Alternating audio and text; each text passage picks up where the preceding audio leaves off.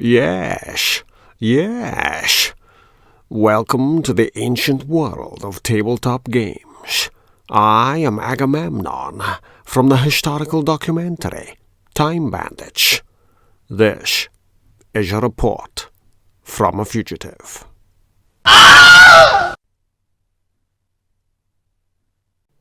Good evening. Welcome to House of Danger, a card game based on the Choose-Your-Own-Adventure book format by Edward Packard, produced by the Prospero Hall design team and published by Z-Man Games. This game comes from the book of the same name by Raymond Montgomery. And this particular video series, it must be said, is not ideal. On the basis that you should at least try to do something with the material you produce, I opted to return to this failed video project and spark it back into life with the lure of coffee-flavored atomic-powered tuna. Works every time. After recording a session of Pandemic Hot Zone North America with Karen Woodward, I found to my horror that the communications software of the moment, Zoom, recorded the visuals and shrank those down for YouTube. This was strictly no-go, and I resolved to find a better way to record transatlantic game sessions. The answer was simple: film with cameras using local software, but share the screen across Zoom. I attempted this with House of Danger. It almost worked. From time to time, I've been the victim of software conflicts that step in and alter your audio source without permission or notification. The result was messy and complicated. Zoom recorded the audio on both sides and created a reduced-size version of the footage unasked. My Yeti microphone was there for the details, but alas, the webcams stepped in and muddied the waters with their own tin microphones. At the finish, I had perfectly sized film footage and 2 awkward soundtracks. Karen was muddied and obscured on one track, and I was slightly hazy on the other, but then, that's the case at the best of times. There was no way to take the best from each audio source without spending 20,000 years in Sing Sing editing the fiddly bits, thanks to our tendency to indulge in Howard Hawks levels of overlapping dialogue. But there was a deeper problem. After recording our first session, we both didn't reach far in reaching for our conclusion. The game was just too damned cheesy. Though we finished it in a second session, we didn't even bother recording the end. Yet here we are. Might as well use it. There's a different angle on not recording the finish. Perhaps you don't care about the mountainous Swiss levels of cheese involved and wish to discover the end on your own. So be it. This series stops where the cheese really picks up. Good luck with that. Welcome to the House of Danger. I hope you have a nice, long sleep. Okay, have you come up with some sort of a name for this series, like actually playing games, or because it could be like this little mini series. Could be like games we play. Radio Canada of the air, broadcasting from the megahertz. We present the Karen Woodward Mystery Hour, brought to you by Proliferated Coal Products, sending coal everywhere. Hi, I'm so self-conscious now. I can't imagine why. Well, looking forward to the game. You are more familiar with this than I am, for you've actually written articles on this very thing. Yes, but this is it strikes me as being very different, as being a little bit more I think there are fewer rules when you're actually just writing a story, a branching narrative. I'd say that this trades on the nostalgia of what went before. Just I'm looking at something real quick. Yes, it is very nostalgic, but also I wrote this to you earlier, so I was just looking it up. And memorization, okay, not my strong suit. In the beginning, you have to sort of, card is turned over and you have to memorize stuff, and the nightmare image. And then there's story cards, and there's challenges, and there's challenge boosters, and there's psychic scales, and disaster meters. I mean, the disaster meter, that does not sound very friendly. It sounds very friendly. It does? Okay, all right. If you're evil. If you're evil, all right. So I guess Boris, the whole thing with Dr. Frankenstein, and off to a good start.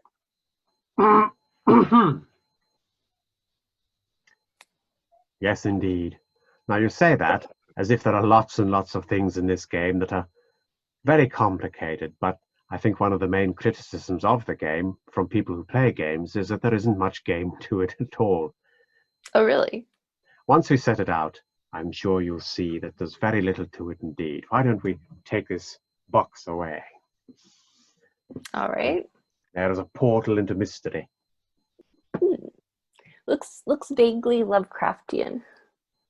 I wonder if this looks even more Lovecraftian. Or does it remind you of Spider-Man's sick Aunt May, perhaps? Okay. I wouldn't have gone there, but now that you mention it, I can see it. I only say that as it appears to be a spider's web at the top of the photograph or True. picture or psychic vision. The character in this story is a psychic investigator, so this is some sort of warning, a portent of things to come. We're meant to study that. And Is that a sword? That's a sword. I don't think there's any other meaning to it. It's a sword going into a lake or into a whirlpool. I was saying before we started that the top of the image is blurry and the bottom of the image is very bold and precise. And I think if you stare at it by looking past it or blurring your own vision, you might actually see it as a 3D effect. I've had some success with that. I wouldn't say it's perfect, but I could be just babbling absolute nonsense, talking rubbish. Well, I mean, part of what we're doing here is we're creating story, right? So this could be part of our story, regardless of whether it is part of anyone else's story. That's very true. So let's talk about the green slime. And the frog there trying to escape. Yes, is this a tree frog?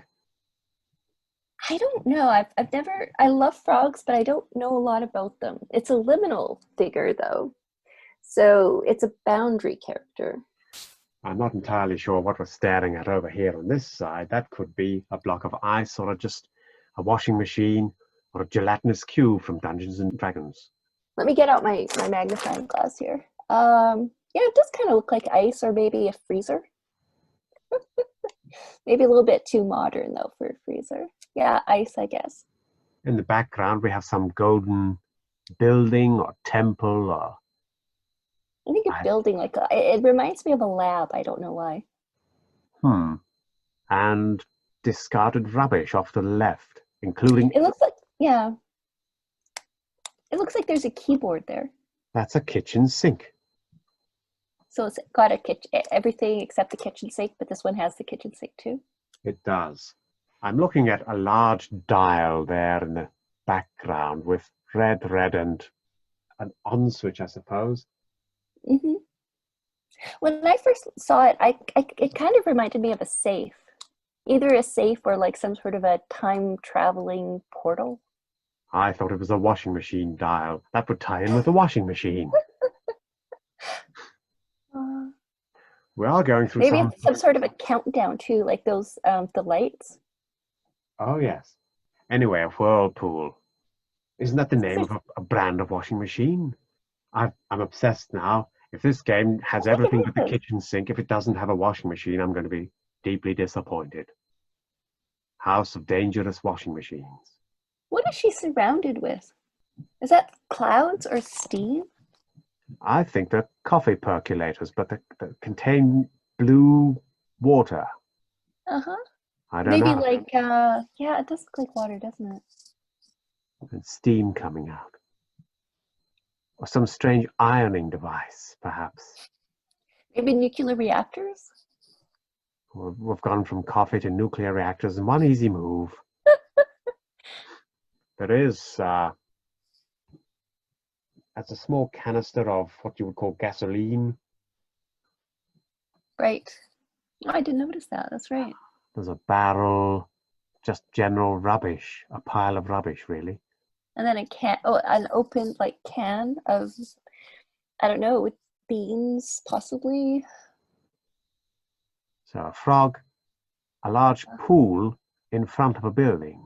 And this could be, I mean, this here is some kind of, what, wall? It almost looks like a couple of safes on the side there. Oh, identical. Or perhaps not identical. This is mere speculation. We're supposed to turn it over and use the game portion. I don't think we're getting much more out of it than this. There's a bike there too. Probably not important at all, but just thought I'd point it out. You say that now, but it's going to be very, very important later. Hey! Right. Let's turn it over. And here is the game portion of the game. So we're going to have a danger meter going up the way. Mm-hmm. It's going to become more and more challenging, and we'll be rolling a die.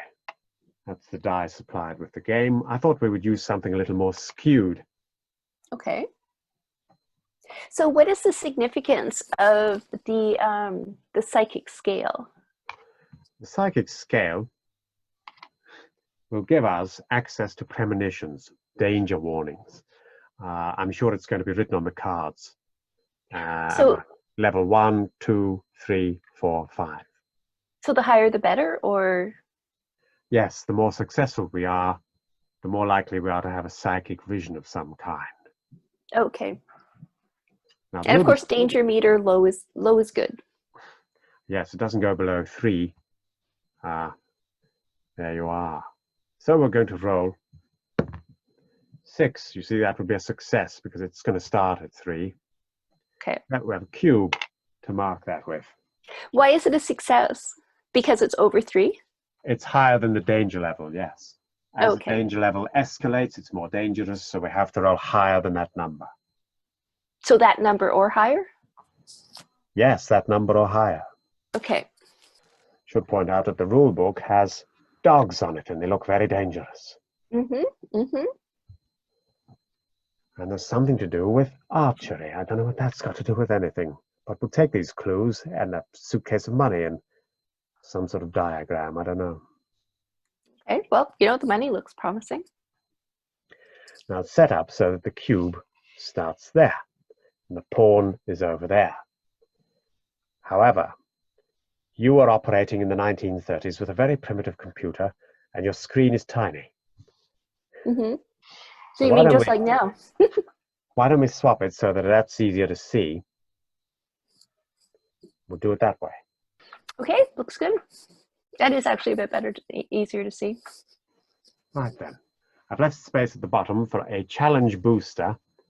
We will gain equipment, and we can plug the equipment into this space to give us a bonus on certain challenges. Okay. Some challenges must go ahead, others are optional. We'll find out as we go along. Is that kind of like a booster seat? I suppose so, yes. So over there we have the actual book. And this is the cover of the book, and that hides the pages, and that sits on top at all times. All right. We may have the opportunity to reverse time and go through a scene again, particularly if we die. We just reverse a bit and start again. Okay, that sounds good. And the other thing is we may have the option to replay a chapter to gain different items of equipment. I think as we go on, I'll get more of an idea about how to actually play the game, but I'm just kind of nodding and going, okay, all right. You know, you'll probably have to repeat all this to me again, so just letting you know. Let's start off with the introduction. You are an aspiring detective and psychic investigator. For weeks, you've experienced recurring nightmares that you sense might be important. Your mission is to get to the bottom of these visions. You will decide how to move through the story as a group. The story is divided into 5 chapters, each of which is to be played in a single session. I'm going to skip to the end of the rules. If you're planning to play the next chapter another time, place your inventory of items in the storage bag and make note of your danger meter and psychic scale positions. This, I have to say, is nonsense. The game does not come with a storage bag. And I've watched several unboxing videos and I haven't seen a storage bag in any of them. So they planned to put a storage bag in, decided against it on grounds of cost, but then forgot to take that bit out of the rule book. And I'm looking through the box going, where's the storage bag? There isn't one. Oh, well. Never trust a rule book. That's the first thing. If something doesn't make sense, perhaps it's a typo. There we go. Why don't we just play the game? All right. This is the House of Danger. We're going to start in the grounds. All right. That's appropriate. Sort of like a big expanse of green lawn leading up to a mansion. That's what I'm thinking. I don't think so. If this is the House of Danger, then it's a maze leading in. Okay, so we're heading into the maze. All right. I'm going to be very disappointed if that's not the case. Also, same applies to the washing machine. Chapter 1. It's a Tuesday morning in late June. Close enough. And you wake up in a cold sweat. The nightmares came again last night. Even though you're an aspiring detective and psychic investigator, you haven't been able to make sense of the haunting dreams you've had these past few weeks. In your dreams, you keep seeing the same spooky house. You're still shivering under the covers when you hear the phone ring downstairs in your basement. Ring, ring. This is where you have your combination office and research laboratory. You dash down to the lab to answer it. I need, a weak voice says when you pick up the receiver. I need your help. You hear a loud click and the phone goes dead. But you were prepared. While the caller was talking, you activated your high-speed telephone tracing device. Oh dear, I think this game is going to be rather cheesy. It instantly displays the caller's number, and we go with the classic movie version, 555-7259. And there aren't any 555 numbers, it's just used in Hollywood, so that you don't actually phone these numbers that come up in movies. And then, just wait. They're going to implement that area code at one point, and then weird people are going to get a lot of weird calls.